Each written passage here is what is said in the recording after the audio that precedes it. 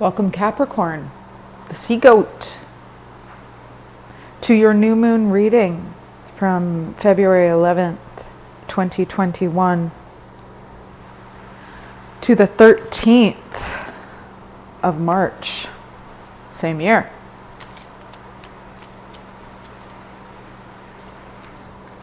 Welcome, welcome to our Capricornians. This new moon will be occurring in your first house of self,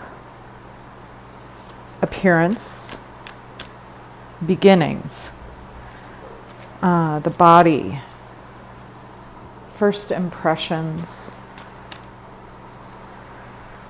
attitude, identity, approach to life.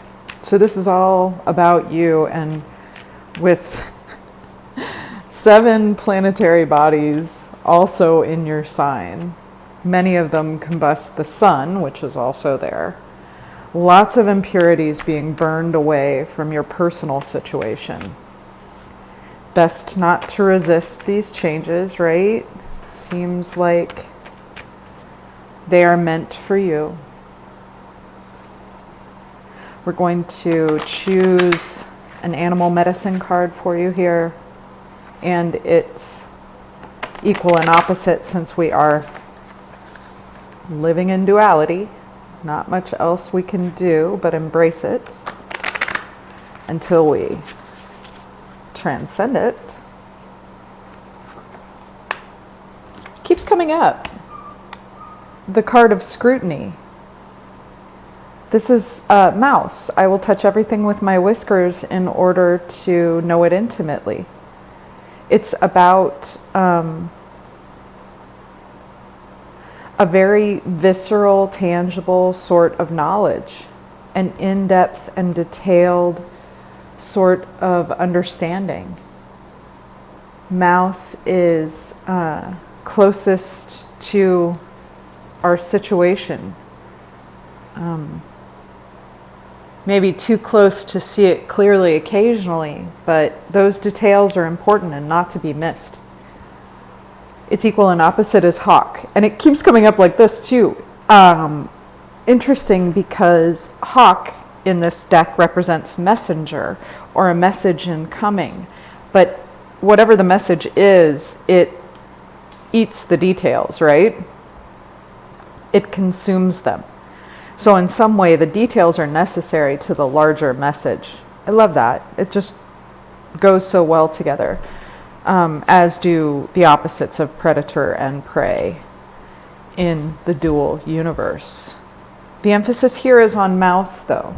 The emphasis is on his detailed inspection of what's going on around him, taking it all in. I'm looking for a signifier card so that we can do a Celtic cross spread for you. And it has not come up yet, but the cards are getting a bit jumbled. We'll see if in a moment I need to kind of force the issue, and no, I don't. The Page of Pentacles. He has an ideal. This one is youthful energy toward a type of questing ambition, a drive, a diligence, a focus, a desire. Not unknown to Capricorns, right?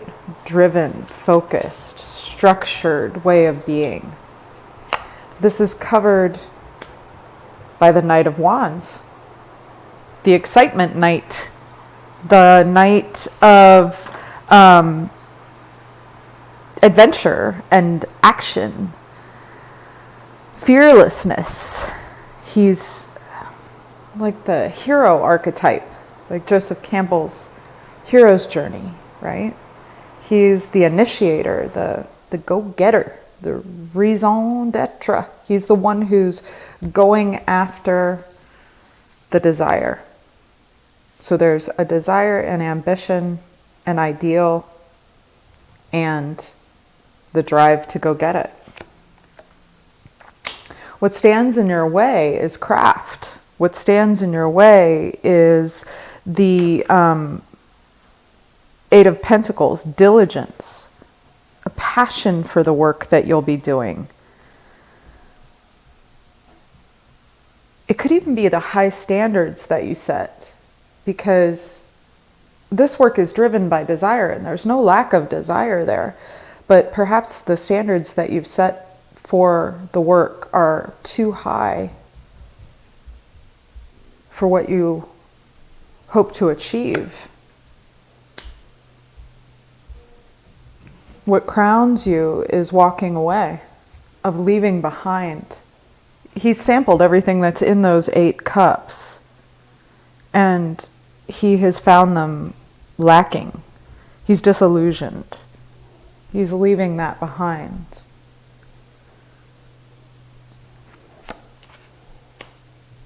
Your foundation is the meditative state. Your foundation is rest, restoration, remediation, contemplation, withdrawal. This is a very interesting reading, Capricorn. It looks like your highest ideal is something that you're very driven to do. But your diligence, your duty, your sense of passion for the work, and your high standards are an obstacle. And maybe you're even thinking of walking away from it, but you're also thinking of remaining and resting here. Both equal options as far as we can see right now. You have everything you need to go after this goal. The Magician is the major arcana for this willpower, this desire. Everything keeps leading back to that in this reading. There's a creation, something that you want to bring about, something that you want to actually be. And maybe your standards are just a little too high for you to get it, and you've been thinking about it too much, and you're thinking about giving up. But if you keep going, you'll reach an end. And this could be one of several ends. Could be the end of indecision and disillusionment. Could be the end of a stagnant period. Death as a card on its own, of course, means the end of a cycle. And what we're talking about is a lunar cycle. So it could just signal the end of that lunar cycle. But it could signal the end of any cycle that's in nature too. So this could be the end of anything, a job, a family, a relationship, a burdensome situation, oppression, difficulty. Maybe you've been trying to work with a system here that isn't working for you and you need to walk away from it. This card is giving you permission and telling you that you have everything you need to do that. If your desire is strong enough, no amount of structure or diligence or artifice is going to stop you from going where you need to go and ending a cycle you need to end. That's what they do. Cycles end. They begin, they sustain themselves, and they end. And here you are, the Page of Cups. Charming, bright creature. Tons of happy energy with the Page of Cups. There's even happy, sometimes surprise with that creature. It may look difficult, may look like a bad end, but there may still be a smiling fish in your cup. This is a sensitive soul. And this process looks like you maybe coming into touch with that sensitivity, maybe moving forward with a new sensitivity and an end to a structure that no longer fits. The Nine of Wands. This beautiful card is the card of resilience. This guy looks like he's been through it, right? And it kind of looks like your reading is saying that you've really run the paces on this thing, and you kind of know it's time to bring an end to whatever's going on here. The grit, the last stand is all around you right now. It's in your external environment. This is the external environment placement in the Celtic cross, and you know, maybe you've stood there for as long as you can. Maybe it needs to come to an end. And maybe you kind of need to give yourself permission, even though it looks like you're shirking your duty. Maybe you are shirking a duty, but maybe it's the wrong duty, is my feeling. You hope and fear the night of impulsiveness. The message of movement is both your hope and your fear. This is the point of conflict in the situation. This is where yourself is battling with yourself. And sometimes when that happens, we see it all around us as projection. This is action, impulsiveness, and this is you defending your beliefs. Maybe this is even you deciding that your beliefs are worth defending. You have the tools to do it. You didn't think you had the tools to do it. You're thinking about it. You're moving forward, and you're bringing an end to an old cycle of oppression and injury, significantly. Injury. Still undecided in the outcome card. You're wavering back and forth here. The Two of Pentacles is balancing your decisions, your priorities, and adapting to change. It looks like the decision to bring this to an end is not an easy one for you. But at the bottom of the deck, you have the Strength card. You have the internal strength and the inner structure, right? To bring about whatever change needs to happen. But you have to decide what that is. Always the hard part, right? There's a part of you that wants to just come streaming forward with all of the defense of this belief, this desire, this ideal that you have. Wants to move through whatever structures, whatever artifice is set into place as an obstacle, and move from contemplation into the actual walking away, which is going to bring about an end to something. This is one of the cards that represents your sign. You have an optimistic and happy, surprising new beginning there. You have the possibility for a dream to be realized in this death. You have the strength to bring about a positive end to this. And you will think and know the situation very intimately before some sort of a message arrives to help you make this decision that you find very difficult to make. Making choices is pretty much what life is about, right? It's how we define who we are as spirit souls and as humans. And maybe this decision is about that.